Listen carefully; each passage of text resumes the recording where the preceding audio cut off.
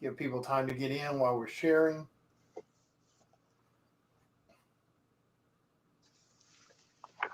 So weird. It sounds like I have like an echo thing inside my phone, like a shorted wire. It's weird.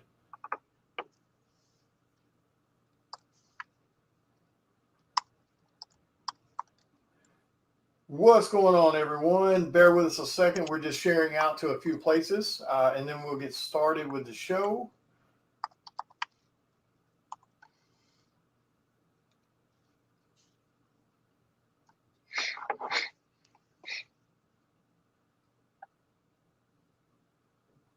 All right, cool. People should start rolling in here in just a few minutes, so we'll give them a second to get here. Okay. No problem. Share out to a couple more places.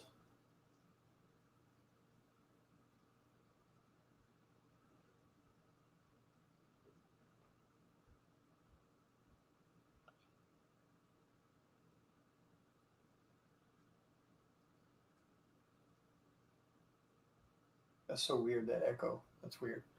It might be me. It might be in this. I'm in both of them. I just turned off mine. No, it's not you. It's something, I don't know what it is, but it's definitely something on my end because I can hear it through my speakers sometimes when it's not on here. So it's definitely something on my end. So, all right. So let's get rolling. We got some people in here. Who's trying to private talk me? Oh, no. Okay. Was that me? Yeah.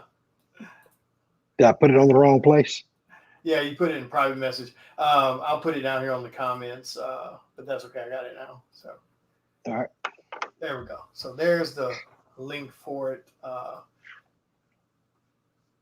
So that should work. So we'll bring that up. So anyway, so we'll go ahead and get started. So everyone who's have heard me talk about these guys, Gabes Cave, it's a YouTube channel. And it's one of those types of YouTube channels. It's not someone sitting around playing video games all day long. It is actually people who do interviews with creators. They do interviews with, artists, writers, all types of indie project people. They go to conventions, they set up, they interview people at the shows. And one of the great things about them that I've grown to see over the last year, or at least the last 6 months, that I noticed is when I've watched them at the few cons that I've been to where we were at the same ones, and they're not running around trying to just get interviews with, whatever flavor of the month artist is floating through the con, or what artist, thinks he's, saving babies and stuff like that, and, needs limo rides and stuff. These guys are actually walking around and talking to the up and comers, the people no one's probably ever heard of, things like that. And of course, that's Marty Rosson with Gabes Cave. And it's a project, if I remember correctly, it's a project you started with your kids. So say hello to everyone. Hi, everybody. So am I remembering that correctly? This was a project you started with your son? Yeah, first of all, thanks for having me on the show. I really appreciate it. And it was a project that, the story behind Gabes Cave is, it's a little emotional, but, it's something that is very, very important to me. And as a father, my kids are my pride and joy. Both, I have two phenomenal boys, and, my youngest son's name's Gabe, and, if you've seen anything on there, but years ago he was bullied, and really he was probably one of the most outgoing kids you've ever seen until about the age of, I don't know, 7 or 8 years old, 9 years old, and then he just became a recluse, and we barely could get him out of the house to do anything. As a parent, it scares you, and it scares you enough to where, you don't know what's going through their head. And it was a subject that we didn't know exactly what to do. And we got invited out to we have friends that are in the show industry, I guess you'd say. He's a Zach Callison, which is Steven Universe. His dad and I are he's one of my partners in our company, and so they invited us out to L.A. and Gabe and Darren, they got to go into a the blue the we all got to go into the green room, but they got to go in where they were recording. And then we got invited out to a Comic-Con, and Gabe was probably 9 or 10 at the time. And like I said, he was just, I mean, I barely could get him to go to school. I mean, it was that bad. And we started going to a couple of cons and ended up, you know, he felt like it was his happy place, and we got to go to several more, and we just started going. And by doing this, we all like art. Everybody in my family likes art. Darren Allison's an artist.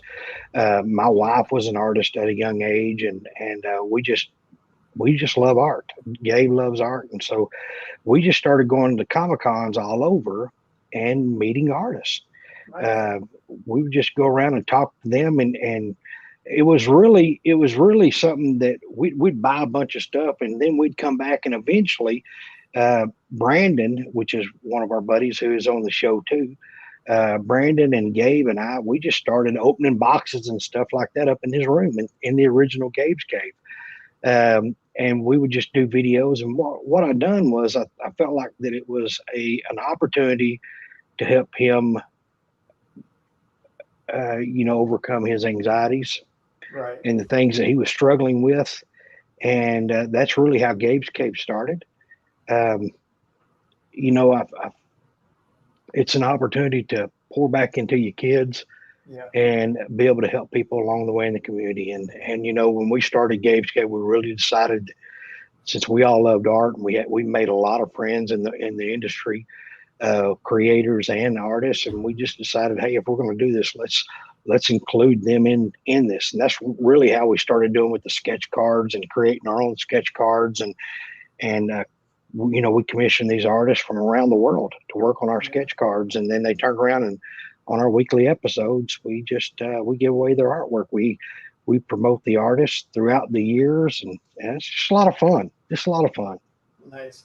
Yeah, and it is. And the truth, it really helped Gabe open up so much. It's huge, and just to be able to see, you know, your kids grow, and you know, grow as I believe they'll be leaders. Darren already is a leader, but to see Gabe grow into a young man, it's priceless, William. Oh yeah, definitely. I've got 4 daughters myself, and they dealt with the same thing through elementary and junior high, and even parts of high school with bullying. It really is a scary thing that's going on with parents and kids today, and you know, parents having no clue how much of a little shithead their children are being at school to other kids. So I mean, that's definitely good that you found another outlet for him to try to, you know, shine a little bit, and you know, to kind of be a distraction for what's going on. And you know, and the great thing about it, by it being a YouTube thing, you know, it may open up the eyes of other people also to, you know, because a lot of people today, that's, you know, they kind of look at YouTube people or TikTok people or stuff like that kind of in a different light than just the you know, the quiet kid down the hall again. You know what I mean? So absolutely, that's definitely a good concept to try to do with that. But how long have you guys been doing the Gabes Cave thing with the interviews and stuff like that?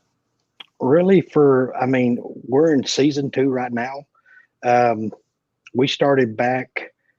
We really started about 2 years ago when we were just going to different cons, and we'd come back and we'd have openings. But that was really it. And you know, if you go back on some of the old YouTube channels, Gabe used to be called the shirtless comic kid. And because every time you turn around when we were shooting videos, he'd come in, he would have a shirt on. So everybody said, man, sell one of them comics and go buy him a shirt, you know. But he was a little scrawny boy now, but now he's He's 6'1". He's a big old boy now, so Yeah. I don't see too much of that. But yeah, it was. We started probably about 2.5 years ago, maybe, but really, really full time like we're doing right now. It's really been just about a year and a couple of months. Nice. Well, you guys have definitely gotten a good following going. I've watched a lot of the YouTube channels, and like when I'm at the cons and you guys happen to be at that particular con or show, I sit over there and I'll watch some of the interviews and stuff like that. And like I said, I love the way you guys interact with the people, and I love the way that you put what they're doing at the forefront. It's not like I see other people attempting to do a similar thing at shows or podcasts, and they'll pull these people onto their event and they talk about themselves, what they're doing or what they've got going on, et cetera, et cetera. And that was one of the things I've noticed about you guys and a few other people that I kind of follow is when you guys have someone on a show, it's not about what you guys are doing. It's definitely about their livelihood and their projects they're working on and things like that. So that's a pretty cool thing to see too. I think a lot of people are dropping the ball on that in the podcast world or the live interview world.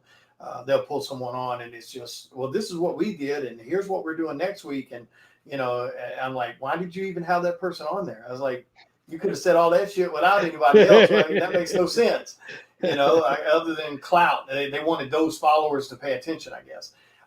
So out of everything you've done so far, because like you mentioned earlier, you guys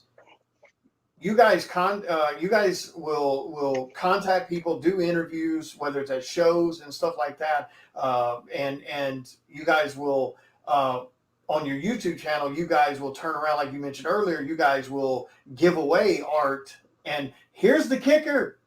Here's the difference. Are you people in TV land listening? Here's the fucking difference. They pay artists for their art, and then they give it to their followers. You catching on to that crazy trend? Free. Yeah, that's what I'm saying. Yeah, y'all give away to your viewers for free.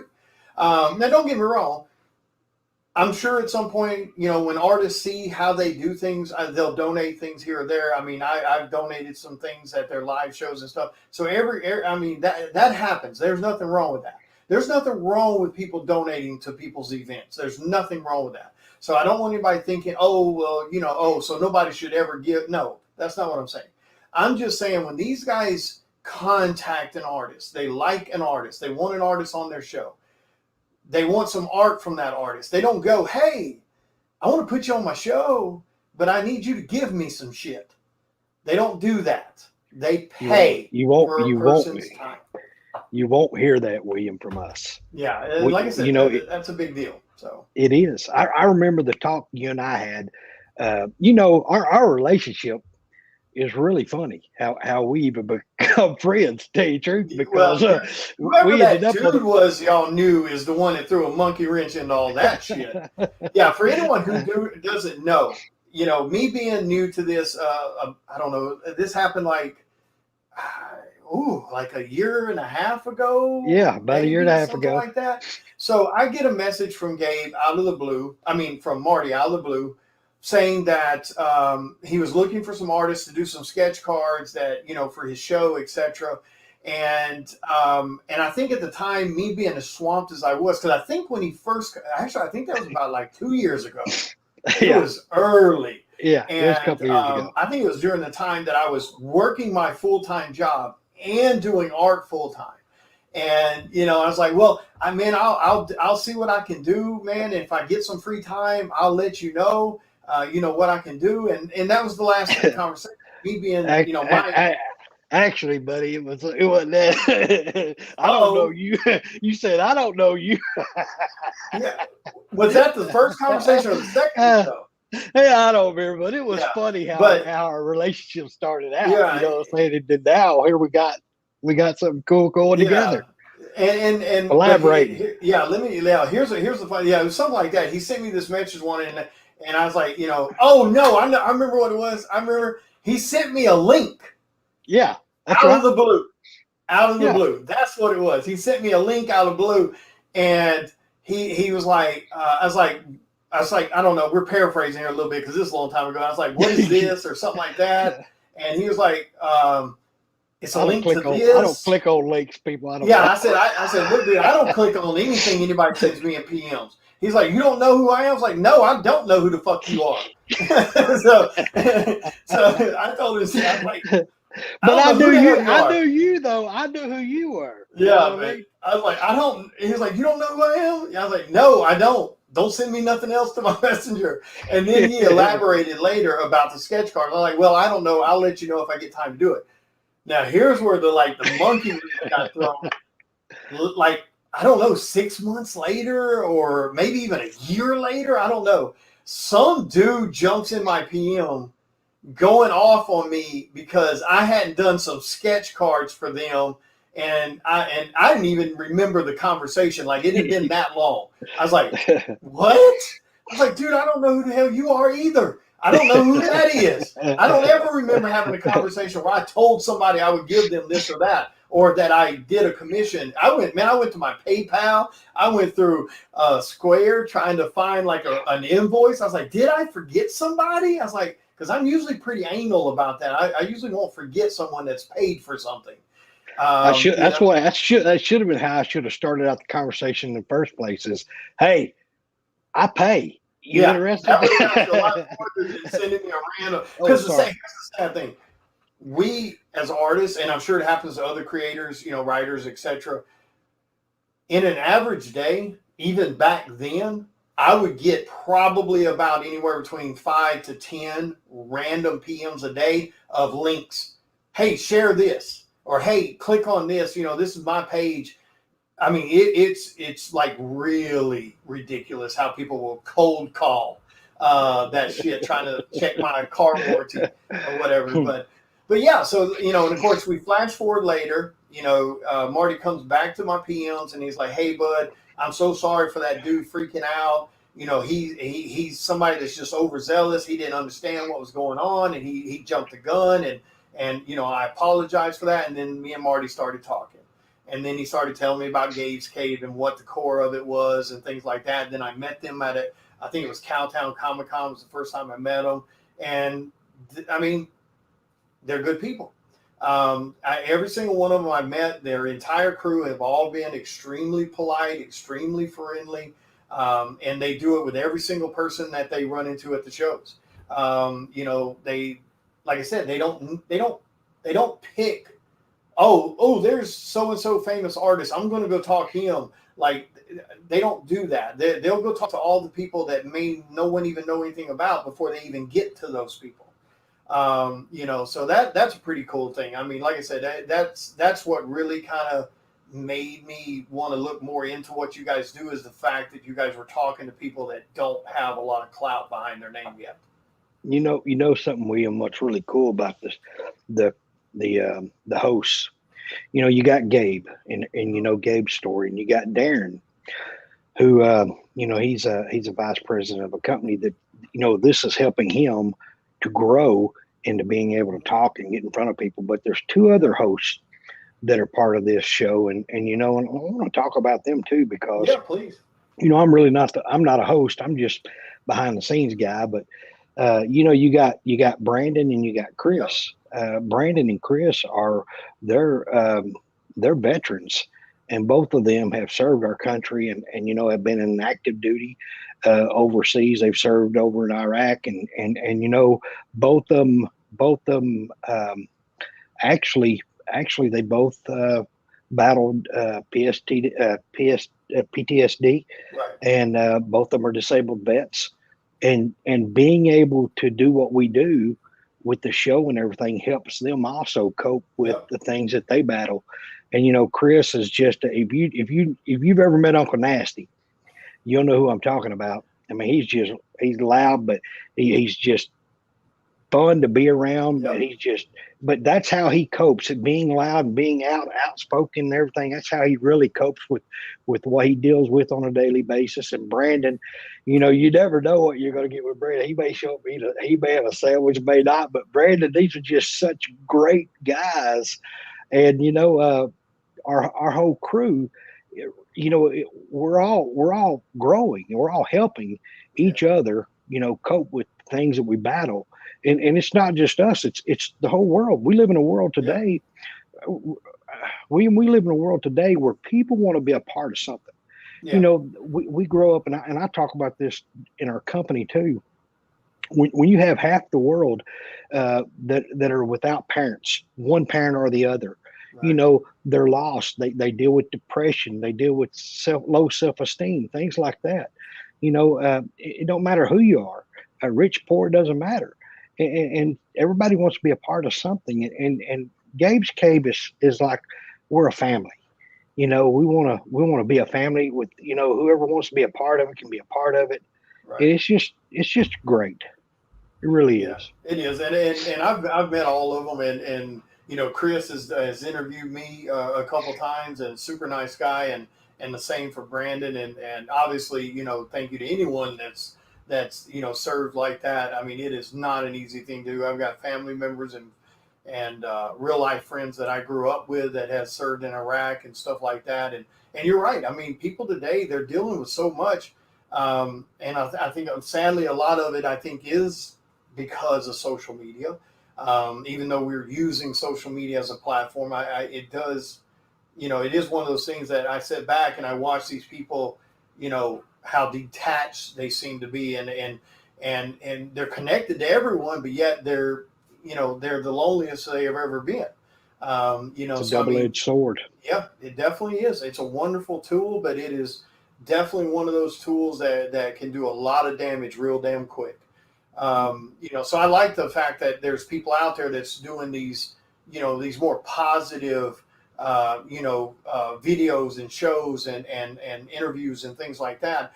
There's so much negative out there, in the world now. It's nice to see you guys doing things that are, not only trying to give back to the community, and the industry that you guys love with comics and stuff like that, but like I said, it's the fact that you guys shine light on other people that may normally never get much notice outside of someone walking past their table at a show. Because with y'all, and for anyone listening, this is the link or the breakdown for their YouTube channel. Make sure you guys follow it. Make sure you guys subscribe to it and share it. And let's switch gears a little bit and talk about, you guys did your own comic. We did. What was it? We did. What was that, last year? We created. Go ahead. It was last year. Yes, sir. It was last year. We created a Office Place, and if you've ever watched Office Space, such a great movie. It's such a great movie. It's Office Space with a twist. I mean, me and Brandon and one other guy named Nick Ray, we wrote the comic, and nice. Tone Rodriguez. Everybody should know Tone Rodriguez, man. Tone Rodriguez was the artist on it. I asked him if he could help me, because I had absolutely no clue how to do this wheel, but Tone stepped up and helped so much. McLean McGuire, he was the letterer on it. Another awesome dude. Aquatos Comics was the one that published it. We've had so much help with this thing; it was unreal. But putting the pictures, the story, I mean, it really was a cool piece. There's about three more books of this issue that I really want to write. I just haven't done it yet. I've got it in my head. I just haven't wrote it yet. But you think about Office Space, how it was, Office Space was, I don't think I want to work there anymore, and things like that. This is more of it's the same twist. You got, instead of Milton, the guy that I believe you got my stapler. Instead of Milton, that's Marty Milton at the very top. That's aka me. I'm a janitor instead of working there. And then you got if you remember the characters, Bill Lumberg, I think you got Bill Dunberg there, and you got Peter Gibson, I think's his name, and then you got Naga not gonna be here. I know that for sure. You remember when the Bob said that? Yeah. Hey, hi, Bob. Anyway, it's such a great movie. It really was, and it's just like I said, it's a really cool twist to it, and it's really about kind of our company. Nice. Yeah, So I thought it was really cool. When I saw the cover, I was like, "Oh, that's just too good." I was like, "It's one of my all-time favorite movies." So like when I saw the book at the con, I was like, "This is just too damn crazy." Yeah, you definitely need to jump on that, man. I mean, that would be something cool to see a little mini series out of that. let me show you what McLean did. You don't have a picture of it, but I do. Okay, What's that? we have a variant that is coming out that is going to be very limited to this, and McLean McGuire did this one. Ah, nice. And oh yeah, that'd be awesome. The classic red swing line stapler. So yep. Anyway, that's it. That's the actual front cover. You That's know, going to be the front cover. What you should do to maybe have some fun with it. Look on Amazon or wherever. Order like 5 of those damn staplers and sign them and put them with like the first 5 of the book that someone buys. I think that'd be pretty damn funny, man. That'd be hilarious. That would be cool. That would be cool. But and the other thing too is let's talk about let's go back and talk about your sketch card things. So for those that don't know what these guys do, when they do their YouTube channel, give us the basic rundown. Like when you're not doing the interviews at the shows, sure. Give us the basic rundown of what you guys are doing on your YouTube channel when you're doing your giveaways and things like that. Okay, so every week we have a new episode, and it's a pop culture. It's not just always about comics. Sometimes it's movie reviews, it's Legos, it's toys, it's all kinds of different things. And so we have probably about a 15 to 20 minute video, or where we have a studio that we work in and everything, and that we have Chris Franklin, which is a he's our videography, or he's a lot of things. He's our editor. He's a professional. This is what he went to school for. He's phenomenal at it. Nice. So what we do is we have probably about a 20-30 minute segment of just a topic that we talk about. We talk about some cons that are coming up, places, we promote cons and things like that. And then we also give away a lot of stuff. So what we do is we commission artists from around the world, and we have our own original sketch cards. And usually each season, we have probably about 28 artists that work on our cards. And every week, what we do is we give away, like if some of them will do 10, like Lucio Perillo and Carla Cohan, they're actually on season 2. Nice. They worked on some of our cards, and I think Lucio did about 10 or so, and I think Carla did about 10 or so. But what we'll do is we try to have, like, there's 52 weeks in a year, so we try to have 26 artists at least. We usually commission 28, and the reason why is just in case we don't get any back. You know what I'm saying? Yeah. So we'll have enough. And what we'll do is we'll interview every artist if they'll allow us to, if they will. Some of them don't like to interview, some of them just can't, you know what I mean? But if we can't get an interview from them, we'll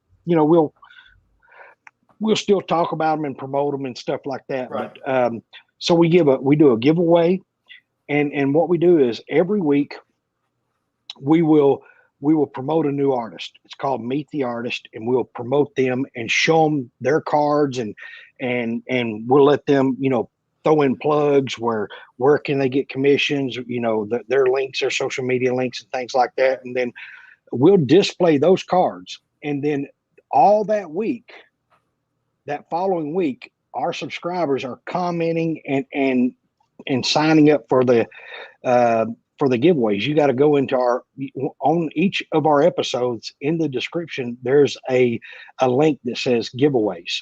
And that's where you go in and you fill out your information. And that's how you register for our giveaways. And then on the following week, we give away the following Saturday, because every Saturday they come out. We then have a new episode, and we give away last week's winners. So we're giving away at least 5 to 7 original artwork every single week. Plus, we also give away a loot box. Oh, nice. And this loot box is, let's say, for instance, if we have all 28 people that come back. Okay, 28 cards that come back. Or, for instance, if somebody wins, like in season one, this is the reason why we changed it up. We'd have people comment and then never come back, and we didn't know where to send it to and things like that. Oh, it's wow. kind of like what we're going to talk about in a little bit. Me sending out these invoices, I'm wanting their information, so I'll have their information. Yeah. You know what I mean? And a month from now, or 2 months from now, or 3 months from now, when the slabs come back in, I'll know where to send them, and I Right. don't have to ask. I can just know where Hey, I'm. word of advice on that: still ask. Oh, I do ask. Oh, always. yeah, because you'd be surprised how many people all of a sudden decide to move. Right. We will when they come in. We'll definitely. Yeah, that one's caught me before. It's funny. You ready for this? So you see me make a post on there today about how your people is ready to pay, and also, but I had a couple of them ask me, why do you need my phone number? Oh, wow. And so one of them, I said, this is the funny thing. I said, because I need to know if you. I've noticed that your extended vehicle car, your vehicle extended warranty is going out. Yeah, and we started busting up laughing. But anyway, you're right. That's the reason why you want their phone number, is because you can call them and ask them, "Hey, I'm ready to ship your box. I want to make sure that your deals." Because you'd be surprised. Like me, I have 2 Facebook accounts. Yeah. And one of them I don't answer every day. One of them, I do. But you never know who's going to be looking at their stuff. But if you call somebody, or if you text them and say, "Hey, I've got your slab in. What's your address? Make sure it's correct." Yep. Yeah. There's nothing wrong with that. Some people may want to give it. Some people may not. If they don't want to, that's no problem either. No problem. They just got to make sure they stay on top of their damn Facebook page. Because and what for everyone that's wondering, what might be listening, wondering what the hell we're talking about, is I guess we can kind of swing over to that one. Marty and them came to me actually to do their first ever exclusive, and not only did they decide to kind of like do an exclusive in general, which is a big deal for anyone that's not a comic creator. That's a pretty big deal. Most people don't do that. So that was a pretty big step right there. Then on top of it, he was like, who would you want to do? And I was like, well, shit, if I'm going to throw names at the wall, I'm going to throw a little big. So I was like, let's do Image Comics. Let's do Department of Truth. Let's do one of the hottest books that's on the market right now. And Marty's like, okay, let me talk to a couple people and see what I can do. And like a week or 2 later, he come back. He's like, we're good to go. We send Image. We got you approved for the art. And for those that don't know, this is actually, even though I've done 12, 13 indie covers, I've done covers for Dynamite Comics, which is another large company. But when in the world of comics, everyone knows who the big 3 is. And that's DC, Marvel, and Image.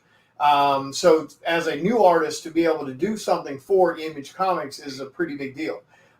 So when, like I said, when he asked me what I wanted to do, I was like, well, if you're going to ask me, I'm going to swing for the fences. Let's do this. And hey, it's one of the hottest books too. Yep. It is one of the hottest. Out of Image right now, it's probably Department of Truth, Something's Killing the Children, Ice Cream Man, and Haha. That's the 4 hottest books that are coming out. Hey, Stray Dogs is coming up too. Oh yeah, that's right. Yeah, Stray Dogs is getting some... I mean, Image. I'm gonna go ahead and tell you, Image is knocking it out of the park. Yeah, they are. Image has always been great about indie projects in general because they've always had that indie energy. But when it comes to movies and TV shows and stuff like that, they're really not chasing superhero stuff. They're chasing indie projects. And for those that don't know, every single one of those, Department of Truth, Ice Cream Man, and Something's Killing Children, I believe all 3 have been opted for either TV or movie treatment. Right. And Stray Dogs, it would not shock me if Stray Dogs. Well, I heard Stray Dogs was too. There you go. Because that one's going to be super fun for a lot of people, not just horror fans, in general. Right. But so here we go, guys. We'll show you guys. This is the exclusive for Gabes Cave that I did for them with Image Comics. And dude, I love this cover. I absolutely love this cover. My colorist, Robert Nugent, absolutely killed this cover. I got to say something on here, okay? What's that? Do you remember you were doing a live show, and we were talking about, because I'm a conspiracy nut too. Oh, yeah. So Department of Truth is definitely, I like the book, I like the series. But you were talking about the JFK. Remember you was talking about the JFK, and here I am thinking, what is this guy gonna do? What is this guy gonna do? And he says, I want to throw in the numbers of and then I gave you the date of the JFK assassination. And I thought, you know what this dude's gonna do? And here's what I'm gonna go ahead and give you. I'm gonna give everybody an example right now. This has got to be an Image comic Department of Truth cover. Okay. Yeah. You may spill it or you may save it. What for? What? Which one are we talking about? I'm talking about another cover. Oh yeah, don't drop it yet. No. Okay. No. Because I got an idea. Yeah, if you got an idea for one, I'm happy to do it, but don't drop it. Because if you do, the next thing you know, you'll see your cover somewhere. When you said it, though, I thought, that's what this guy's going to do, man. He's speaking my mind. And then this come out, and I thought, wow, that's completely different. But wow, you know what I mean? Yeah, this one, awesome. Because my idea was, I was wanting to incorporate that date in there because it's one of my favorite conspiracy theories. And then I got to. And that's the way it works with art. Sometimes you sit down and you start laying and the art creates itself. If you go in with something and you try to force it or you try to police it, you end up with something that just doesn't look good. It becomes very static, very stiff. And so when I started laying the pencils, me being a big horror fan and me loving the way that one character from the book looks, I couldn't help it. It just started going that way. It's sick.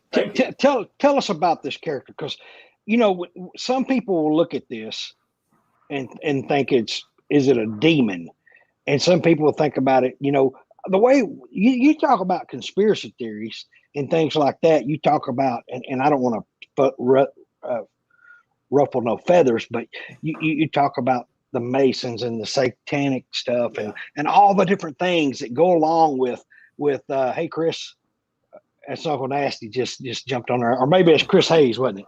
Yeah, it is Chris Hayes. Thanks, Chris Hayes. It definitely helped us out on this book. But anyway, you talk about this character, because I don't know the character as well as probably you do. Oh, I don't either. I don't know anything about him. I've never read the book. It's sick. I don't have time to read. The last book I got to read was Dark Knight's Metal 2 years ago. At least you wasn't going to say Where the Red Fern Grows in sixth grade. No. But people have, I'm going to grab the trade when it finally comes out, because the book is so hot it's too expensive to buy. We're not even at. When did I post yesterday? I think we just passed 24 hours on the claim for this book, and it's already flying. The book's got a 500 print run, but only 300 are going to pre-sales. The rest are going to be done in a different manner for future things for you guys. And the book's already flying. It's hauling ass. And for anyone listening to this, if you have not grabbed this damn cover, you better get it, because there's something coming down the road, and I haven't showed Marty yet. There's something coming down the road that's going to be a companion to this. You're damn sure going to want. So you're going to want this book. But also the very fact that every single, in my knowledge, from what I've been told, every single copy of this book that has come out has sold out. Every single one. That's what I've been told. And I'm talking about variants and shit like that, not just cover A or whatever. No, every one of them. Yep. So, but yeah, I haven't had a chance to read it. I want to read it so bad. I want to read Ice Cream Man, Something's Killing the Children, but that stuff ran away so fast I couldn't buy it. So now I'm stuck waiting for trade paperbacks. You know what was crazy is when you showed me this, I thought I've seen that character, but you really couldn't see him real good. Right. You know, I seen him on, and it was like a one and store variant. Yeah. And I just so happened to get it. You know what I mean? If it's one I think you're talking about, it's a great cover. It is, but the problem is you can't see. This is sick. This cover right here is sick, just because it shows. I mean, look at the freaking teeth. I mean, It shows it. It is sick, sick, sick. As the other one, the one in store, the one per store variant, you can't see it real good. It's like off in a fog. Yeah, it's kind of a blurred look. Yeah, but you could tell it's so. Well, here's what's crazy about it, and I'm probably jumping on your parade, but what I loved about it is you submitted this one time to Image, and it was like I don't even think it's 24 hours. No, I don't think so either. Yeah. No, it was instantly approved. Yep. By Image Comics on the very first one. I was super, super, super excited about that. And something else came from this. You know, I was for those that don't know, you know, I've been doing this professionally now for about 3 years, about 3.5 years. And back in 2000, I actually went to ChicagoCon, Wizard World Chicago in 2000, and I met with Top Cow, and I met with Image Comics, and I met with Matt Hawkins, and showed him my portfolio back then, and he liked what he saw. He actually gave me his business card, and you know, I was sitting here reminiscing about that yesterday, and my buddy Bert he actually went through a box of stuff that I had given him when I quit collecting comics. And he was going through it last night, talking about just how things just happen. He found the business card. He sends me a picture of Matt Hawkins' business card. So I posted it on Facebook talking about how insane this has come, you know, almost kind of full circle, where 21 years ago, I was showing Image Comics and Top Cow and Matt Hawkins and those guys my portfolio. And here it is 21 years later, and I have an Image cover. You know, a retailer exclusive for you guys, and you guys made that possible. So I mean, say it again. Say here's what people don't realize: 21 years. Yep. You understand that? 21 years you've been grinding at the table. Yeah. Well, people think, you know. Don't get me wrong. There's some people that can come in. You know, have you ever heard this saying? Hard work beats talent when talent doesn't work hard. I know a lot of talented artists that don't work hard. And I'm going to say this, you know, 21 years ago, I look at this piece right here. Do you think 21 years ago you were doing this? Oh, hell no. No, that's sick. Hell no. That's sick. So I look at it like this. And the reason I want to say this, because we have a lot of up and coming artists. I truly believe that work for Gabes, work with, you know, the commissions. We commission work with them. How about that? They don't work for us. They work for themselves. Yeah, I know what you mean. You know what I'm saying? But you know, I want them to hear that, you know, 21 years, man. And you got your first big cover. Well, here's some more kick for you. Talking about, I made that post, you know, just reminiscing about that 21 years. Now, to be fair, you know, I screwed myself back then. You know, I don't know whether it was fear of success or fear of failure or whatever it was. You know, Matt gave me his business card and asked me to send him more stuff, and I never did. Never. I actually washed my hands of it after that for the most part. I mean, up until 4.5 years ago, I actually hadn't picked up a pencil in probably 10 years.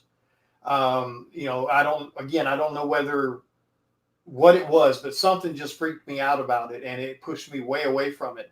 But you know, I made that post and just reminiscing about that, and Matt Hawkins saw the post and commented on it about, oh my God, that was so long ago. And so glad to see that you're doing well, etc. then he turns around and he posts another comment and he says, "Hey, I just want to give you my email. Send me some stuff when you get time." Dude, I hope you did. Holy hell! I hope you sent some stuff to Yeah, him. I'm putting some stuff together to send Matt Hawkins. Don't get me wrong. I love the fact that I got to do a retailer exclusive, with you guys. I love that. I love doing retailer exclusives. I love interacting with the people who contact me and choose me to do a cover for them. I'm not someone just in a roster, of artists or whatever. I love indie projects. I love retailer exclusives, etc. But to be able, I'm definitely going to send Matt some stuff, because even if I just get any cover and it's a cover A for Image Comics or the primary cover that's, in previews or whatever, that's a pretty big deal. If you don't, William, I'm coming to Mississippi and kicking your butt. Okay. Well, there's no fear anymore, because the way I look at it now, they'll either love it or they don't. Either way, I'm still going to get work. So I've got that mentality now. So let's talk about. So we've got this cover. It's in pre-sale right now with you guys. It's a June 30th release, I believe, is the street date for it. 300 copies are being made available to the public through pre-sales out of the 500 print run, and it probably wouldn't shock me to say half of those are sold already. Thank you, Angry Knots. You kicked my butt today. I'm not gonna lie. I told you, be ready. Kick my butt tomorrow. Yep. I told you, man, be ready. And guys, here's the crazy thing. Marty was super sweet enough to allow me to post the claim post to my page first. He hasn't even posted it to their own website yet. He hasn't posted it to public forums yet for comics. That book, that 300 for sale books are already about halfway sold, and that's just on my personal Facebook page with my followers and supporters, which I love every damn one of you guys tremendously. Thank you guys so much for the support and the love you guys are showing Gabes Cave and this exclusive. And then, of course, tomorrow we'll be posting it out to the public forums and stuff like that for the rest of the world to try to grab some. So if you guys haven't done it, you come to my page, you'll find the post, claim on it. Marty will contact you for what you're wanting. So far, what have you, doing this exclusive, being your first actual exclusive, what have you thought about the whole process, the whole chaos of it? It's been a lot of fun. I'm not gonna lie.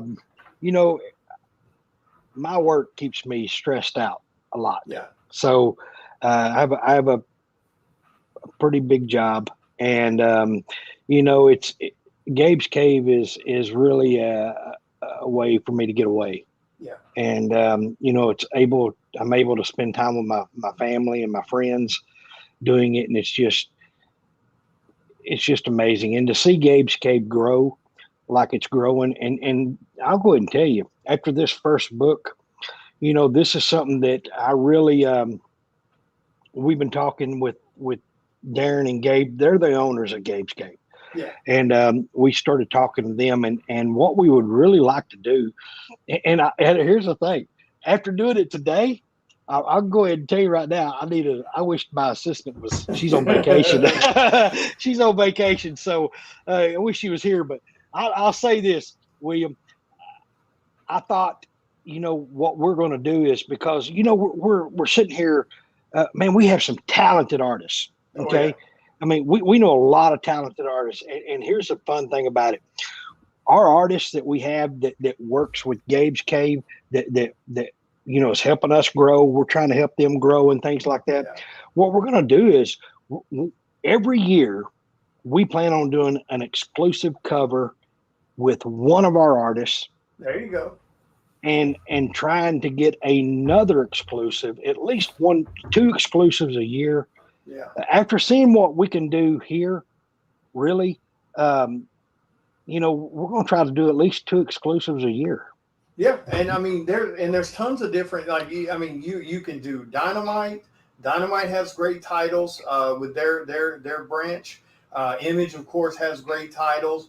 And another thing you guys can keep in mind too, there's a lot of great indie projects out there too that would be willing to let you guys have one of your artists do a cover for their Kickstarter and it be an exclusive for your show too. So keep that in mind too about, not only that's two birds, one stone there. I mean, not only are you shining light on an indie project that's going into Kickstarter with a cover, but you're shining light on one of your, your newer artists or something that, that maybe hasn't had an opportunity to do a cover.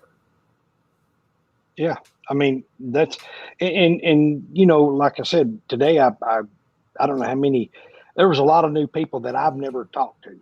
Yep. I've got 5,000 friends on my Facebook page, so I can't get any more. I'm having to go through and clean some of them out, but being able to talk to some of your fans and stuff. I'm gonna go ahead and say something. It was a lot of fun today. I had fun talking to some of them, and I want to know how in the heck did you get? You got people all over the country.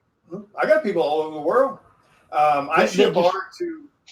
I've shipped art to everywhere. To the Netherlands, to London. I've been really lucky. Like even because I can, a lot of people can take the stuff I say the wrong way, and a lot of times I can come off really too damn blunt and too damn opinionated. So I am definitely not everyone's shot of whiskey. That's for damn sure. But I like it that way. I like it that way because people know where I stand. They know where I'm coming from. So I think that's why the people who are actually fans of me, the people who I consider friends, I consider family, they know where I'm coming from. They know it's not fake BS or any of that ass kissing stuff just because you might get a commission, and the other thing too is, I think the reason I've got a lot of great people that's being supportive of me is because I talk to them like I'm talking to you. I talk to them like I'm talking to my buddies. I don't talk to them like it's some kind of business arrangement or something like that. But yeah, I definitely think I've been very lucky. I love the people that I have following me and showing love, and they don't play either. Dude, I've seen them tear some folks some ass in damn chats before because people wanted to be rude and hateful to. Dude, they don't play. They are definitely earning the whole anger not name. That's for sure. But they're just a great. There's not many artists out there because I've talked to a lot of them. I can probably count on one hand the amount of difficult people I've dealt with in 3.5 years. Most of them are very humble people. Yep. They're very humble, and it was really, it's really a lot. You go back to, and this is something that I have to say. Back probably 3 or 4 years ago, probably 4 years ago, I met Rob Dieterle. Everybody knows Rob. You can't not know him. You know what I'm saying? And Rob was just, he's everywhere. Boom, boom, boom, boom, boom. Oh, slow down, man. I got to get you Dave. You know what I'm saying? Just to get you Dave. And they did our first actual real show. He brought in, and I know our deal is talking about our new Department of Truth, but they brought in 20 books. That it was the very first OMG a horror anthology. Oh yeah, and it was a Gabes Cave exclusive, and this is no lie. Man, there was only 20 of them made, and we were just getting going. We had several people already subscribed to us, and it was crazy. We got that book. We got let's see, I think 6 or 7 of them graded at the time. And each one of the hosts, I'm saying, I all got one. Right. And, I kept one. And then we sold one on eBay. And it got up to $1,600. Wow. Very cool. And but you got to understand, there's only 20 of them. Yeah. And there wasn't, not all of them come back 9/8. Matter of fact, several of them didn't come back 9/8. And so we ended up, maybe it's 10 that we sent off to be graded. I can't remember. I think it's 10 we sent off to be graded, but there was like 5 or 6 that came back 9/8. And then, but where I'm getting at with that is, to have a exclusive with Image Comics is amazing. I know what it's going to cost to eventually. And one day, look here, hopefully we'll have an exclusive with one of the big two with Marvel or DC. Yeah. It'd be amazing, Yeah, it'd be really cool. But I'm going to go ahead and say this. Image, their stories, their books are kicking butt. Yeah, they are. I mean, they're great books. Yeah, because they're doing, they're still doing what Marvel and DC used to do. And that's they wrote because they love to write. They drew because they love to draw. They created stories that they themselves wanted to see as a kid, etc., or young adult. Sadly, a lot of Marvel and DC's kind of gotten pushed and bullied into certain types of stories and things like that, and it's caused a lot of the writing to kind of fall off. Well, Image is still, they're still just creating to create, and I think that's why Image has been doing so well. I think it's why they continue to do well. They're not afraid to try new stories. I mean, look at, with the whole ice cream, and most places will tell you no to horror books. That is like, I mean, even Image has been guilty of that.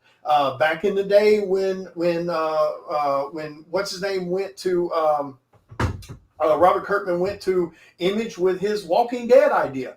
They were like, oh no, we can't really do that. Horror doesn't really sell. Is there anything else you got? Oh well, it's got aliens in it too. Oh, does it? Oh yeah, they come later and it's all about the virus. So he had to pitch this whole thing about aliens because nobody wants horror.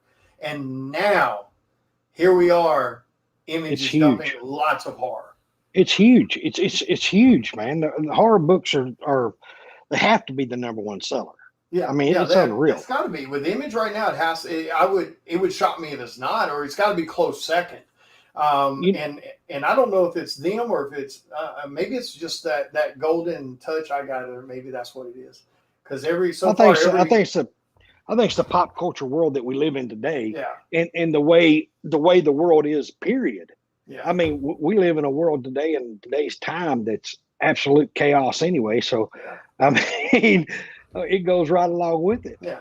I mean, most of the shows that are on Netflix that are doing well right now are horror related. Absolutely. Whether it's documentaries or movies, TV shows that are doing well or tend to be more horror related. I told a friend of mine, I was like, y'all gonna have to keep an eye out, because it seems like I'm talking about movies, stuff being opted. It seems like every time I do a cover for somebody, it gets opted for a movie. The same thing happened with Cult of Dracula. I did the cover and it got opted for a movie. I did the cover for the other one, it got opted for a movie. So people just need to start letting me do covers, and their books will get movie treatment. But no, but yeah, I'm gonna say, huh? Go ahead. I was going to say something about your cover again, because I'm going to go back to the cover. Oh, okay. Because okay, I think that cover right there is going to be that character. Yeah, I hope they do more with him. I think what you're going to see, because like I said, this is really, I mean, that's the first really good picture of that character. And with the Department of Truth and all the backgrounds of the conspiracy theories, they're going to have more. And like I said, that's just a beautiful cover. You look at the I mean, I can't remember what's his name. Robert, who done that? Robert Nugent. Yep, Robert Nugent. I have no clue who he is. I have no clue who he is, but he's your colors, right? Yeah. Oh yeah, I use them exclusively. I've had to use one other colors one other time, but that wasn't me. That was someone else, and that was before I knew Robert. So ever since I met Robert and he did my first piece, which the first piece I ever had him to do was one of my metal prints, and I don't know if I have. Do I have a copy of that? Let me see if I have that on file here. I'm going to say a couple of things real quick while you're looking up that. I have to give a shout out to Chris Hayes. Oh yeah, because there's no way this would have even happened without Chris Hayes. Yep. I mean, him coming to me and saying, "Hey, let me help you out." Pastime Comics, Chris Hayes, and Charter Comics. I mean, my goodness, he definitely was the one that helped me put this in place. And so, thanks a lot, Chris, for doing that. Because, like I said, it's awesome to have an exclusive that we can actually offer this. This is going to be offered on our website eventually. Yep. So, like I said, it's very limited. Yeah, the print run on it's 500, and this was actually, if I remember correctly, this was the first piece that I had Robert do for me, and he just absolutely crushed it. Oh wow! I mean, crushed it. I know that picture very well. Yep. Yeah, I've seen prints of that picture. Yep, I did. I had him do. It was for metal print, which is why I went to a digital colorist. And there are only 20 of them got printed. That's it. The 20 in existence. It doesn't get reprinted. That's just the way I do all my metal prints. But yeah, he absolutely floored it. And ever since then, he's done every single published cover that I've had done. He's done the colors for, except for like, I think one, and that was just because I colored it myself. He was kind of swamped at the time. I think was why he wasn't able to get to that one. But yes, and like with this one, you know, what I want to do with the cover, like when I was talking to you about it, you know, for me, I love the conspiracy theory background of the story, but when I was looking at the different covers that had already been done, you know, there was like one or two covers that kind of showed this character, but he was kind of distorted and kind of blurred out, almost like a nightmarish, you know, kind of like representation of a dream or something, the way they had him distorted.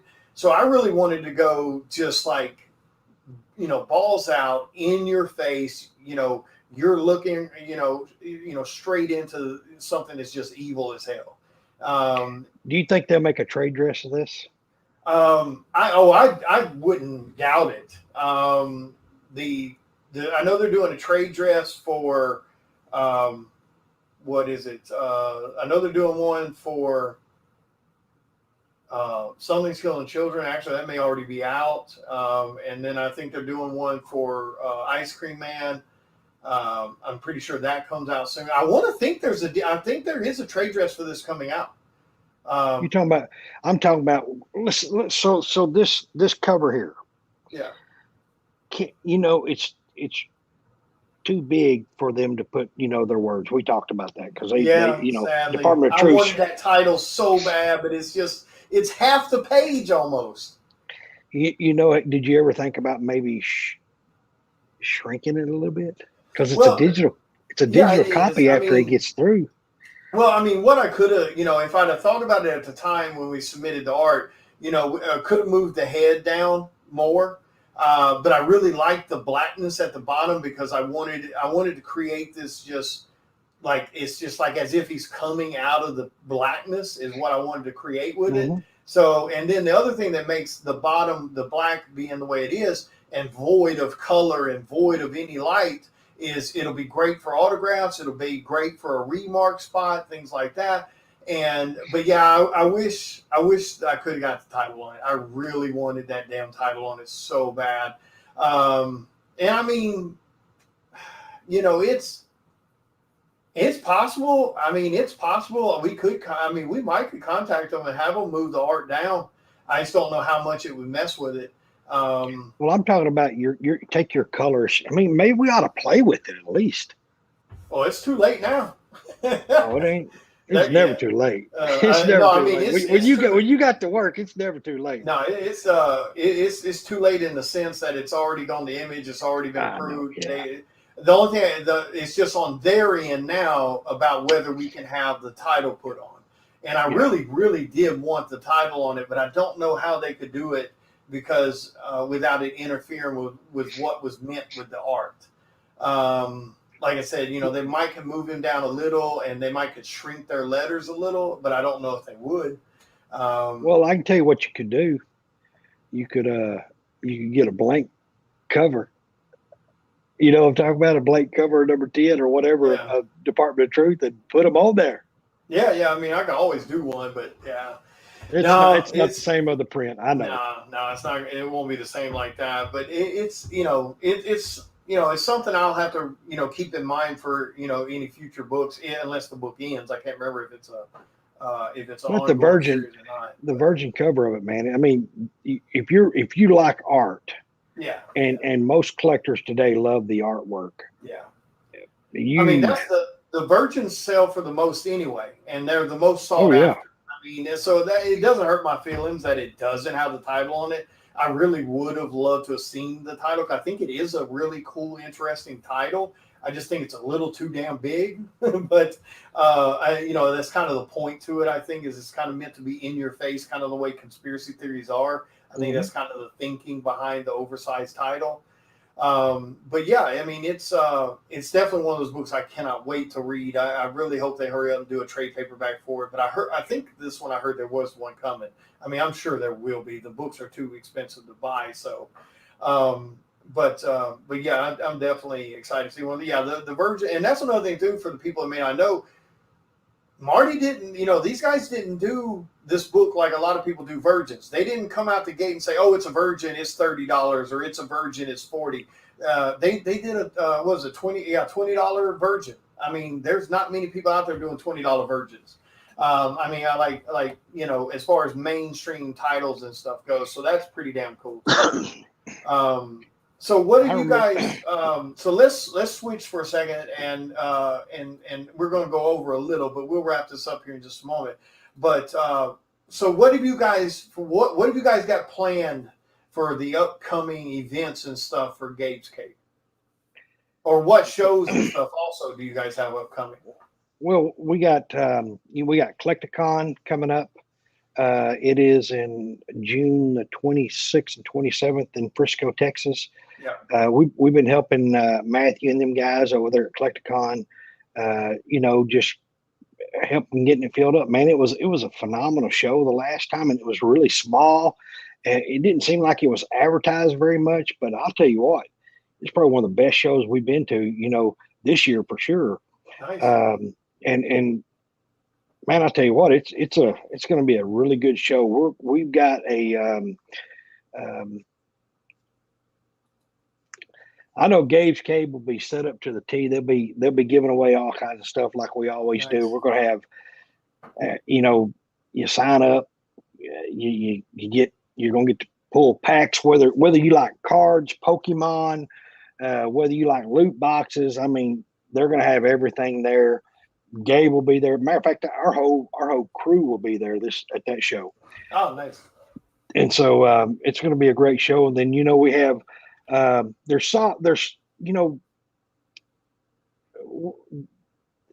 Springs is coming up in. I'm going to say Hot Springs in September. That's to me is going to be a fun show to me because it's kind of like hometown. I'm about an hour and a half away from Hot Springs, but it's like a hometown show. Yeah. And man, the convention center is beautiful. The city runs it, so it's like and they do all kinds of things. They got like a Friday night show where they got like this arena inside their convention center. It's really cool. Wow. And so like I know a couple of years ago they had the Rocky Horror film there, and then they had what was Barry somebody, I can't think of his last name. I'm drawing blank. Who's in the Rocky Horror Picture Show? Barry. Tim Curry was the main actor in Rocky Horror Picture Show. Right. The other people, sadly, I can't remember what their names are. I'm terrible with names. So. Well, he was there, and he was there during the show, and he was, they did some role play. I don't know. It was really cool. And so I know they're supposed to be having some kind of another show going on one night, and nice. They just do all kinds of stuff. And it's like I said, it's already just about sold out. Is that the one? That's the one we're going to too, isn't it? Is that the one? It is. Yeah, we're going to have cool. fun. You see behind me right here. This is the clubhouse. Oh, okay, cool. I knew he was supposed to be coming up. So, the Yoda's cool. Oh yeah, that's awesome. That's our clubhouse. We're going to be hanging out here with a bunch of creators and artists and stuff like that the night before, and then we're going to head up there to have a really good time up there. So nice. Yeah, I'm super excited about that. I will say this: our season 3 cards are being printed. We got them in, had a mistake on them. They're sending us back. They're sending our new ones too. Matter of fact, they may already be here. Who knows? I haven't been to the office in a few days. So, but they're sending Series 3, Season 3 cards are coming out real soon. We're going to be announcing it pretty soon that we're going to be looking for some more artists for Season 3. You know, if you're an artist out there, all you got to do is go to our website, www.gabescave.com, and there's an entry form there. Submit your work, and you know, our team will look at your work, and if we pick you, we'll let you know, and if not, we'll let you know too. You know, we're not one of these ones that just kind of just say, no, never mind. We're gonna talk to you and reach out to you. So that's going on. That's something big that's going on. There's a few things that we got a new store, online store that you know, Allison is our social media person, and she's definitely, this was something of her idea. We just, you know, we've had Gabes Cave shirts and merch and stuff like that, but we got a merch store now. You know, we have it's really, I'm probably saying it too quick, but we got 4 brand new shirts that are coming out. One of them that's designed after Darren, one designed after Uncle Nasty, Brandon and Gabe. So you'll have a chance to get a new Gabes Cave shirt for those that don't have one, or if you want one. You know, just a lot of fun things going on right now in Gabes Cave, and yeah, it's just loving life. Nice. Well, that's what it's all about too. It's about enjoying what you're doing. It's about, you know, community and quality time. It's about uplifting one another and sharing the light. You know, like me, and like I've always said around Chris, and that's something Chris and him, you know, say a lot also. You know, there's enough room for everyone at the table these days. You know, with social media being such a massive platform, there's no reason for people to be doing petty bullshit and, you know, underhanded backstabbing and you know, acting like that, you know, you're about to steal their damn next meal. So I mean, I love the fact, like I mentioned earlier, that you guys shine light on people that some people may not even know about. I love the fact that you guys are, you know, like I said, you're supporting artists, not with this, you know, imaginary exposure that people love to try to pay us with. And, you know, you guys are actually legitimately paying artists for their time and energy, and then exposing them, you know, onto your platforms and stuff like that, which is the way it should be. And then, because any artist worth his weight will return that favor, you know, by you know, helping out and donating here and there, etc., when they can. But it's about creating that trust that you're there to support them, actually legit support them, and not just looking for handouts and favors and stuff like that. So like I said, that's a big deal. That is a really, really good mindset to have. And you know, there's tons of artists that already talk about you guys. You know, Chris Hayes and all those guys have mentioned you guys tons of times. So it's definitely one of those things we appreciate you guys doing it the way you guys do it. Well, I'll tell you what, the community, the comic community is something completely different than I really ever imagined. Even, you know, a lot of people don't know this, but when I was young, I started collecting sports cards and memorabilia and comic books and action figures when I was 7 years old. And, you know, that's a whole different show, but we owned a store when we were young. And, you know, from like 16, when I was 16 years old, I was going to shows, sleeping in my van, driving to Houston, Texas, sleeping in my van, going to gas stations and stuff, and doing shower baths and stuff, crazy stuff when I was young. But, you know, seeing the community today is completely different than it was back then. Yeah. I mean, there are so many good people. Yep. Good-hearted people, you know, and it ain't about the money to everybody, you know, and that's what's amazing. They're willing to help, and don't and nothing in return. You know, most people you meet, and that's, you know, people like Chris and Rob who really, you know, I've grown to like a lot. You know, Tone and McLean, man, these guys are just super amazing people. amazing people. And more people finally wake up I'm to it. I'm growing to like you a little, but no, don't get to liking me. Then I don't need no more stalkers, nonsense. But I'm sure I'll put my foot in my mouth at some point. I'm notorious for that. People just have to roll with it, though. I'll say something to you. I'll say something to you real quick, okay? Yeah. There was a driving factor that got me to like you. What's that? Other than my beautiful personality.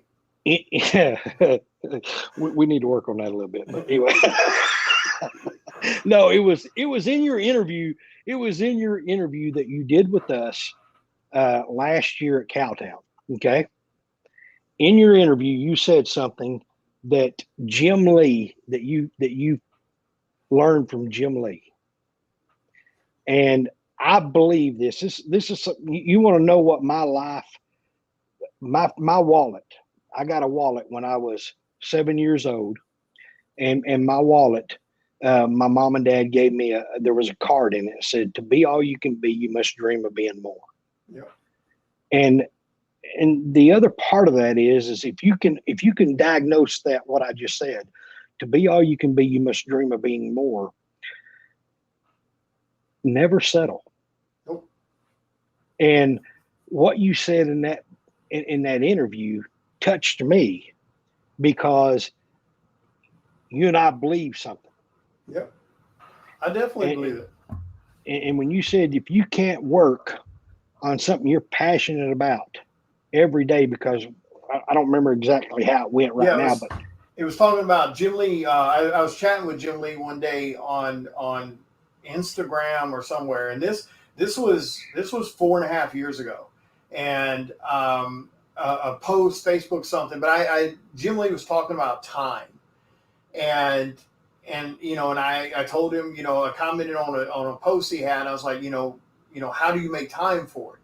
And he just straight up said, you stop looking at time as an excuse. You stop letting everything around you give you reasons not to do what you're supposed to do, to chase the passion that you really are meant to do.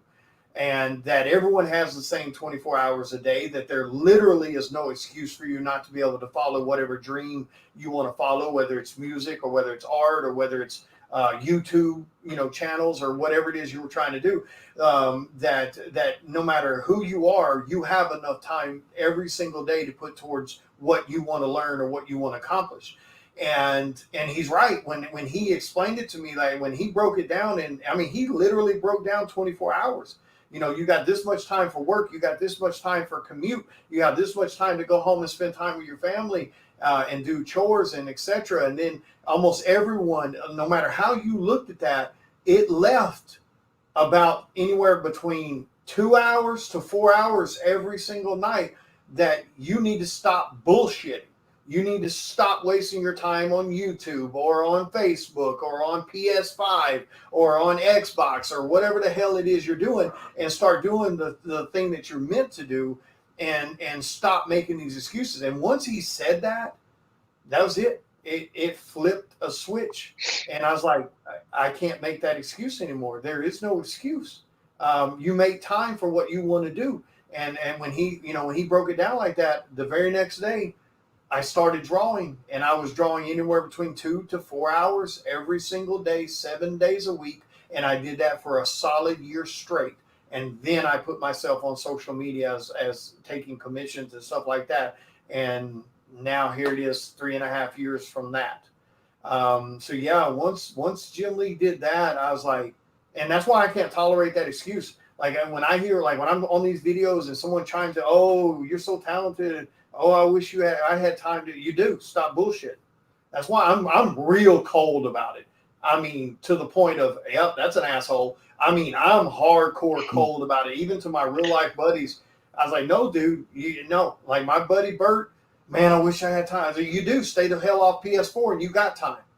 So what you're saying is you're really not an angry artist. You're a butthole artist. Yeah, I mean, that's what and it's just because I'm black and white with what I believe now. And I can't, the reason I have to be, but I have to be hardcore about it. If I'm not hardcore about it, and I don't, because if I said let you convince yourself that, oh, you don't got time, then I'm going to set and I'm going to start letting that creep into my head Now I don't have time for whatever reason. And next thing you know, I'm behind on commissions. I'm behind on covers. I'm behind on this. I'm sitting and watching movies. I'm playing on PS4, which I don't own a PS4. I don't own any of that shit. But it's true. You make time for what you want to be. So I mean, that really stuck with me when Jim Lee put it that way, and it completely flipped the switch on me. I haven't stopped drawing since.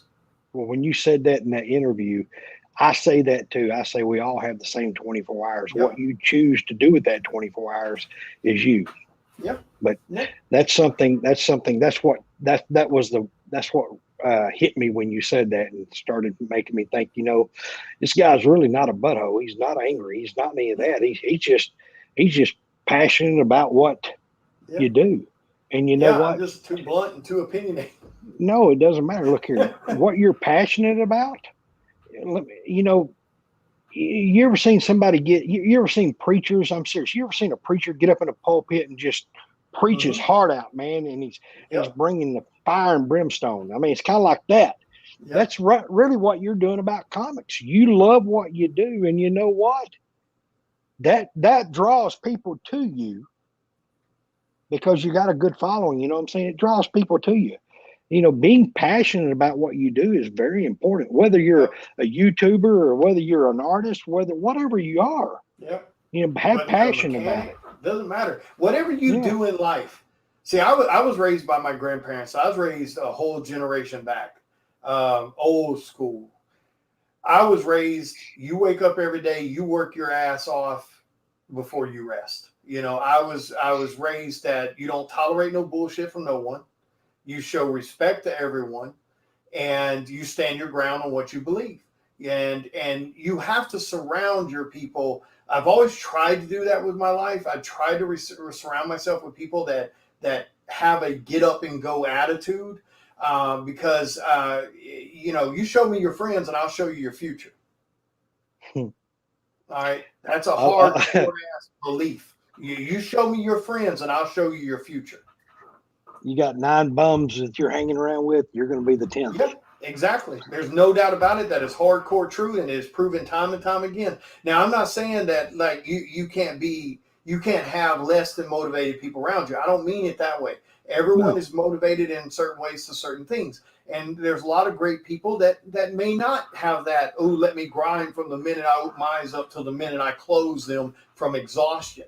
That doesn't mean anyone's less value or less important, but there are certain types of personalities you can't allow around you, or it will pull you down. I'm a big believer in that. So taking that mentality that Jim Lee said and putting that into effect, and then kind of having a zero tolerance about allowing people around me to kind of feed that. So that's why even in the comic industry, the people I've chosen to bring into my circle and I'm friends with and that I call family, I want to be with those people that are trying to be outgoing. They're trying to do stuff for other people. And then the comic shops, the other comic creators are the people who have that same, the minute they wake up, they're grinding till they shut their eyes. I'm a big believer in that. And like I said, that's another thing I love about the way you guys do things. You guys have that same type of mentality. You're putting everyone else first too, but you're also grinding for your own achievements and your own goals, and trying to make sure that they happen. And you're not sitting around playing PS4 for 10 hours in a day. Bert, we have a phenomenal sponsor that allows us to do this stuff. I'm gonna say that, and because let me go ahead and tell you what we do is not cheap. You see what we do. You see what we give away. We go to every artist when we're at conventions, and we buy prints so we can give them away to our subscribers. Yep. We do have a phenomenal sponsor that allows us to do this, and here's the good thing about it. Would you rather invest in people? Yep. Because that's what this world's quit doing, investing in people. Yep. They're investing in machines and different things when we should be investing in people still, because the best time, the best money that you can invest is in somebody. Yep, no doubt. I mean, I've had people. Well, don't you get commissions from this big artist, that big artist? I'm like, no, they've made it. I was like, more power to them. I'm proud of them. Super thing, awesome. But like, I mean, when I go to cons, at some point I'll get up and I'll walk through Artist Alley as a fan, and I'll find someone I've never seen, never heard of, and I buy art from them because you're going to make those people day.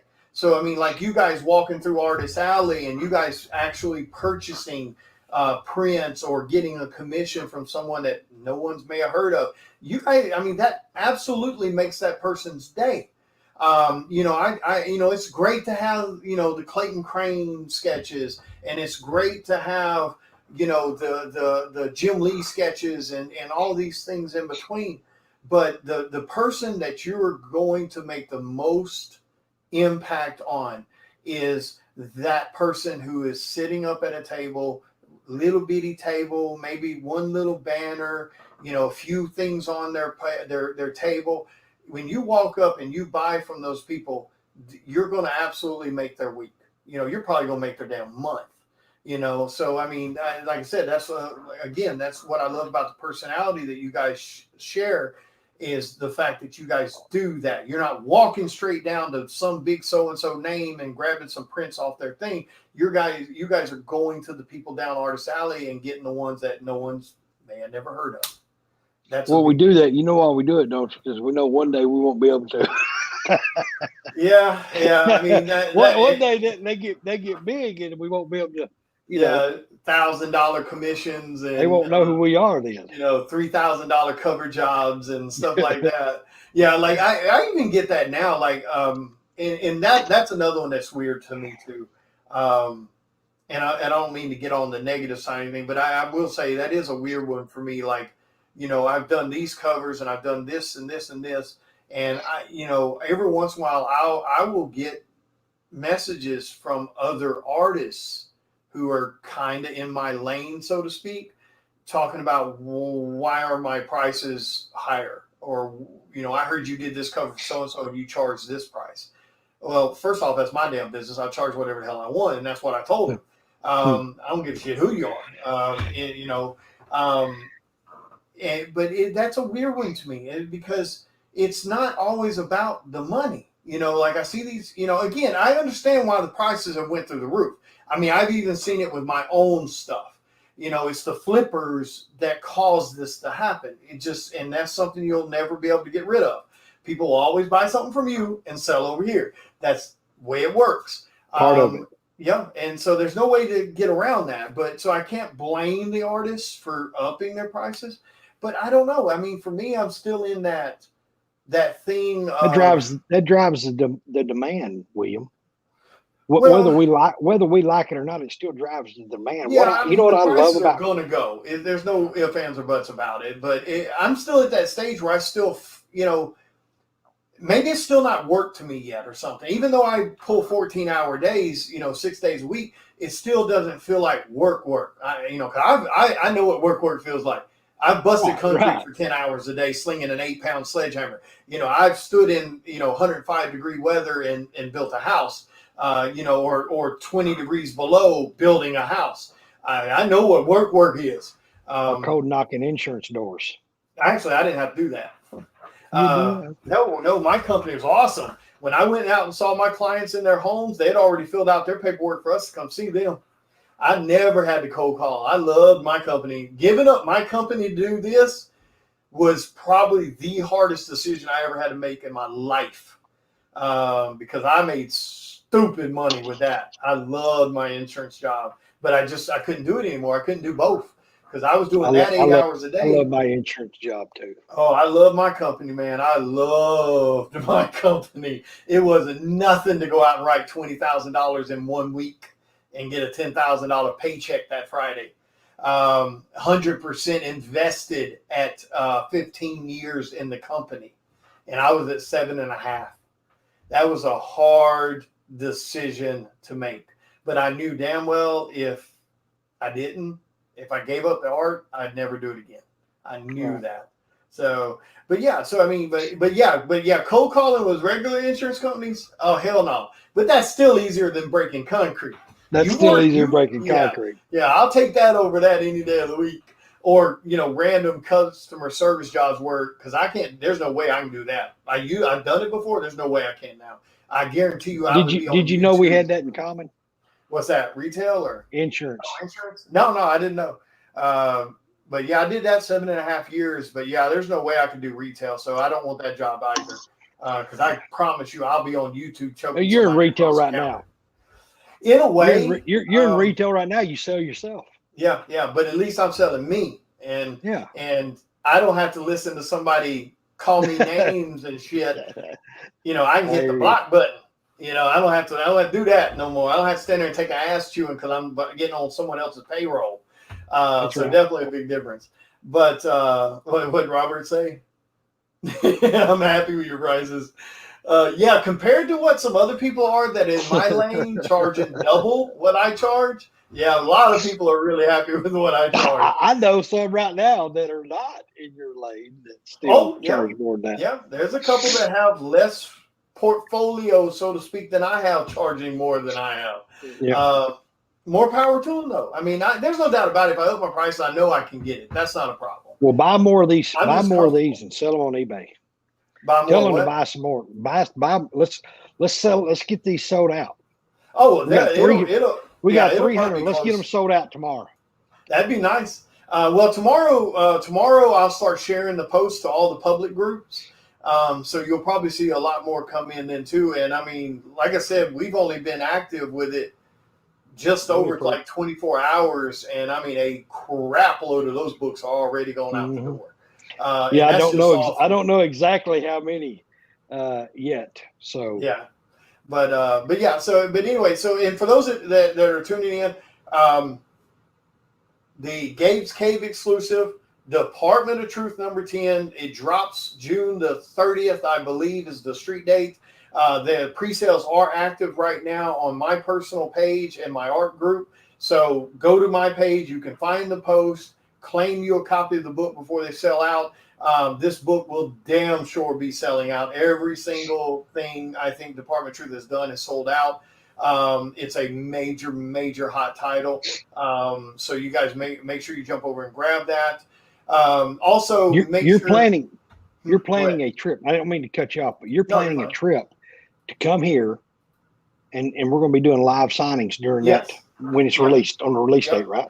Yep, awesome. As soon as you guys have them in hand, I'll try to travel up that weekend as long as it's not a weekend where I'm at an event. And I'll come up and we'll do the in-house signing event for it and everything like that. Get the COAs filled out for people that wanted COAs, and then of course you'll send all the other books over to CGC, have those slabbed, etc. The only thing we'll have to remember, are you a witnesser for CGC? You're not a witnesser, are you? All right, so that's the one thing we'll have to remember. The books that are going to CGC will fill out the paperwork, but I'll have to bring those books back with me. They have to be shipped directly from me to CGC. And then they'll contact you for the rest of the info, and then they'll ship them to you once they're done. But yeah, just put the link in there again for you guys. Please make sure you jump over and show Gabes Cave some love. Hit the subscribe button, turn the notifications on. Make sure you share it out and comment on it and let them guys know you're there. Let them know where you saw them. They do tons of giveaways and things like that for their followers. They're probably one of the most active, up and coming YouTubes that deal directly with the fans out there, in my experience, from what I've seen on YouTube. And your next show, you said you guys are going to be live at.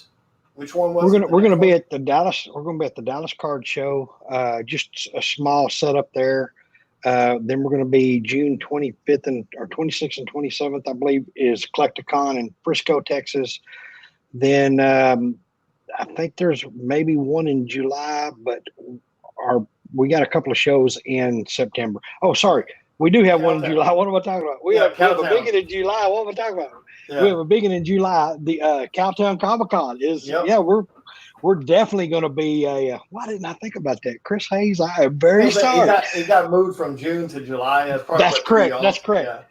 And so July the 25th and 26th, something like that, I believe. Yeah, something 24th, like that. It's like, 25th. yeah, it's toward the Anyway, end. Chris can go in there and tell us exactly. But we're definitely going to be holding the panelists there. We're going to be set up in a completely different room. We got, where they're going to be doing interview, and during the interview time, that's where they're going to let the fans come in and watch the interviews and things like that. It's really going to be cool.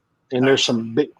there's going to be some amazing interviews in there. And like I said, we're gonna let the fans do a lot of the questions. Talk to the artists and some of the That'll be really celebrities that are cool going to be because I'm sure you guys are going to throw in a couple of big names for that event. I'm sure, but you guys are definitely going to make sure some of the up and coming people are getting interviewed on that because I know me personally growing up, that was one of the things I never got to see at what few cons I got to go to.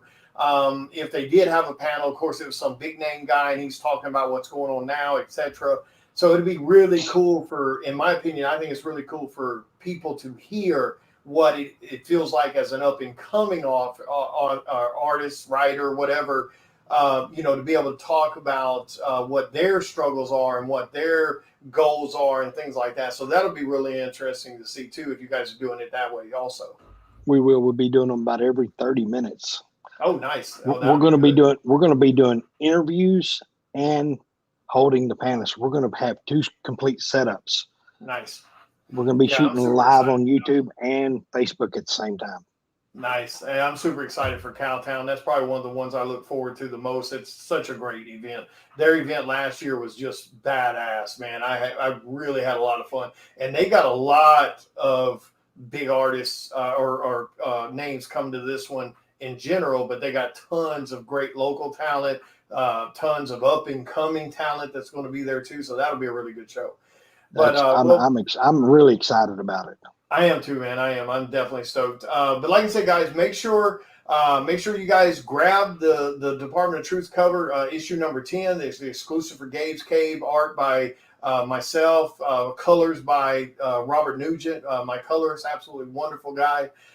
Make sure you guys give everyone a follow, give everyone a share. Make sure you guys check out the website for Gabes Cave. They've got merch on there, t-shirts and things like that for you guys.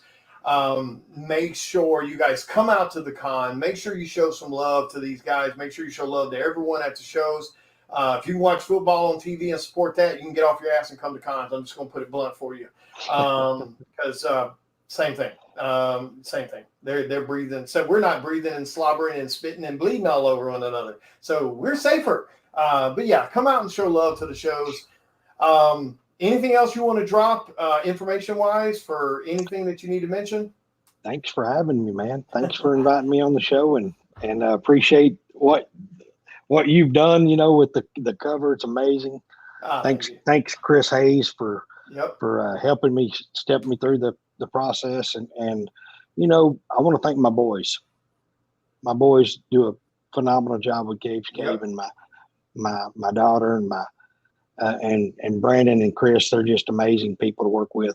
We have Chris Franklin, who we don't get to see him too much, but he does the behind the scenes. He's phenomenal. And anyway, just thanks to all of our subscribers, because you make it fun for us. You allow us to do it. So thank you.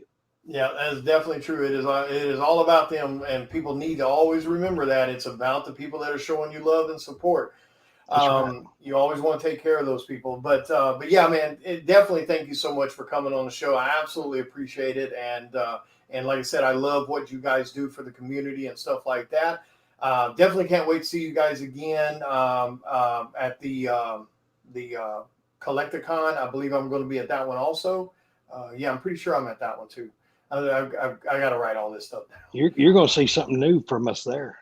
Uh-oh. All right. I'm always up for new. I like new. So, But anyway, guys, we're going to call it a night. We're coming up on almost hour and 45 minutes. No, it's just called the Angry Hour. It just runs to whenever. But I got to get my ass back in here and get back on this other cover job I got to do. But I got to start sending invoices. Yep. Yeah, you probably got a bunch of them right now that people have already said, "Where's mine? Where's mine?" People are like freaking out. Hey, did you get my claim? Did you get mine? And I don't blame them because 1 minute you got this, and then you blink and an hour goes by, and all of a sudden 50 damn books are going out the door. I mean, it does not take long to go through. A lot of people may think 300 books is a lot of books, but it's not. They go pretty damn quick. I'm very detailed. I'm very detailed OCD, and so I have to keep a record. Good, because you'll need it, especially when you start sorting everything and figuring out who's getting what signed, who's getting what remarked, but not a signature. Which I've been meaning to do that. I'm gonna do that in the future. To make things easier, I'm going to start making that a rule for anything I remark. It has to come with a signature or it won't get remarked. I have it written down for you. So I think I'm going to start making that a rule because to me, it kind of seems odd. You want me to draw on it, but you don't want me to sign it. That seems odd to me. So I think just to make it easier, so it's easier on you guys, because that's a lot to keep up with.